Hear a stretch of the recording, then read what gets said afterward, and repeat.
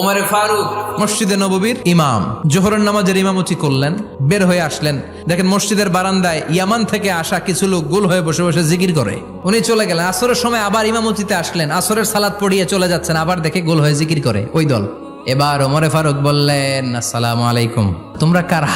কয় নাহনু আল মুতাওয়াক্কিলুনা আলাল্লাহ, আমরা আল্লাহর উপর তাওয়াক্কুল করছি। তো তাওয়াক্কুল করে যে বসে আছো তোমাদের ফ্যামিলি নাই? আর তোমরা যে বসে আছো তিনটা বেলা খাইলা কোত্থেকে? না রোজাদা। ইয়ামানি লোকগুলো বলে না রোজা রাখি নাই, খাইছি। ওমর বলল বড় আল্লাহর ওলি খানা করতে আইছে। আমাদের জিকির আর বুজুর্গি দেখে আশেপাশের লোকজন খানা দিয়া গেছে।